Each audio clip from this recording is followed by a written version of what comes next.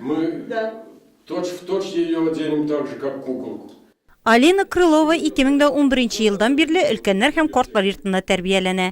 Бик актив тик торырга яратмый ди. Аның турында картлар йорты директоры Евгений Савинов.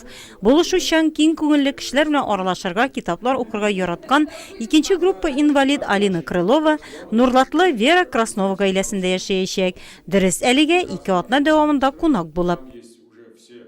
Хочется все-таки в семье пожить. Гаиләдә яшәү теләгем бик зур. Мин китапханәче дә, Татьянага кер үтүкләргә дә булышам. Мин бит әле тегүче дә. Заманында мәдәният институтында режиссерлыкка укыган идем. Я чувствую, я второго разряда.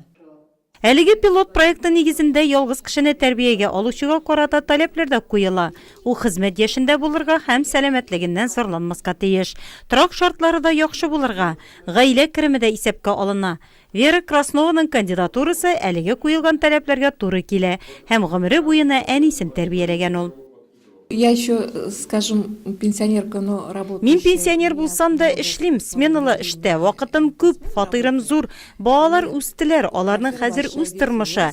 Ялгыз кешегә булышасым, гаиләдә яшәтәсем килде. Алина актив кеше, белемле, аның белән теләсә нинди темага сөйләшеп була. Если человек сам хочет. Директор Евгений Савинов белдергәнчә, тәрбиягә алучы Вера Краснова турында бөтен мәгълүматны ай ярым тикшергәннәр һәм әле гаиләгә күчкән очракта да Алина Крылованы һәр даим күз уңында тотачаклар. Прочитав вот это вот постановление, она сразу... Әлеге карарны укыгач ук Алина минем яныма килде. Әгәр дә гаиләгә алучы булса, мин торыр идем. Картлык көнемдә гаилә әгъзасы булыр идем дип теләк белдерде. Без аны ышанычлы гаиләгә бара дип уйлыйбыз. Әмма без аны булай бер генә якны канәгатьләндереп биреп җибәрмибез. Гел күзәтеп торачакбыз. Атнага бер тапкыр социаль хезмәткәр һәм мин үзем дә гел хәлен белешеп торачакмын. Соцработник будет навещать. Бүгенге көндә Нурлат өлкәннәр һәм инвалидлар йортында 125 кеше тәрбияләнә. Яңа пилот проектына карата директорның фикере уңай. Проект очень интересный. Проект бик кызыклы һәм хәзерге вакытта бик кирәк һәм урынлы дип саныйм. И вовремя, и нужный. Татарстан Республикасы Мәшгульлек һәм халыкны социаль яклау министрлыгы тәкъдим иткән пилот проекты быелның 1 гыйнварында гамәлгә ашырыла башлады.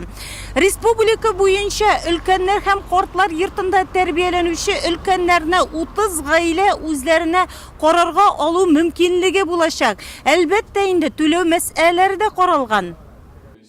Эш акчада түгел ди Вера Краснова. Ялгыз яшәгән ханымның максаты үзе кебек ялгыз әбигә күңел җылылыгы бирү.